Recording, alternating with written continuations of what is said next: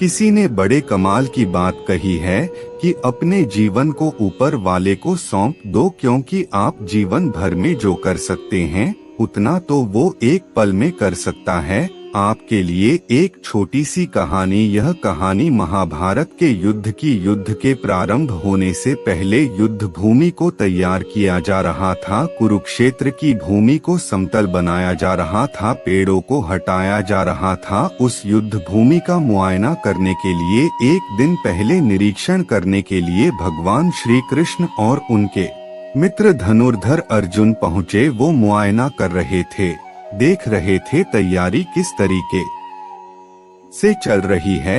तभी एक चिड़िया उड़ती उड़ती आई और भगवान श्री कृष्ण के पास आकर के बोली कि भगवान, मुझसे क्या गलती हो गई, मेरी दुनिया आपने उजाड़ दी। यहाँ युद्ध भूमि को तैयार किया जा रहा है, पेड़ों को गिराया जा रहा है, एक हाथी ने आकर के पेड़ गिरा दिया। मेरा घोंसला उस पर था, वो घोंसला गिर करके जमीन पर आ गया।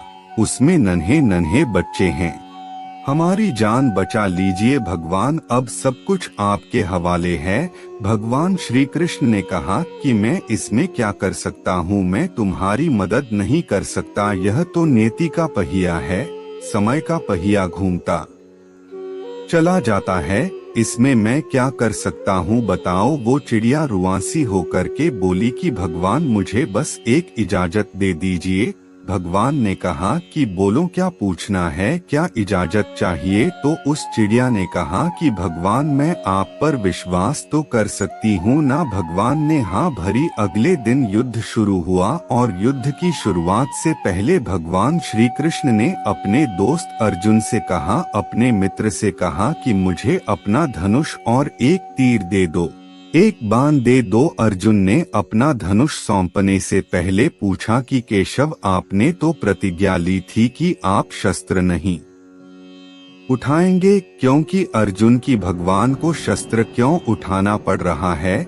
ऐसा क्या हो गया। भगवान श्री कृष्ण ने कहा कि उस सामने हाथी देख रहे हो, उस हाथी ने उस चिड़िया का घोंसला गिराया, उस पेड़ को नष्ट कर दिया जिस पर उस चिड़िया का घोंसला था।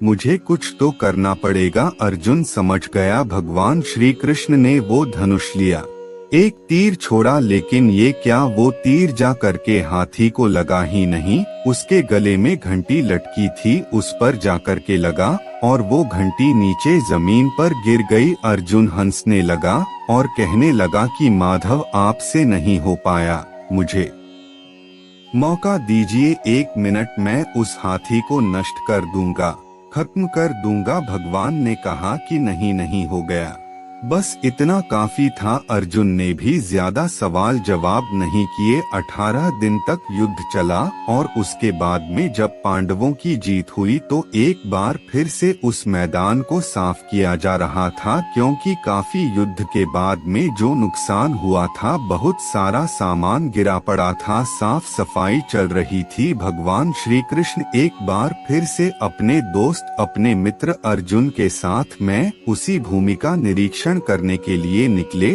और अर्जुन से कहा कि एक काम कीजिए, मेरे रथ से उतरिए और जाकर के नीचे वो जो घंटी रखी है उसको हटा दीजिएगा। अर्जुन चौंक गया कि हमने युद्ध जीत लिया है, हम इतने महान बन चुके हैं और यह मुझे एक घंटी उठाने के लिए, युद्ध भूमि की साफ सफाई करने के लिए कह रहे हैं।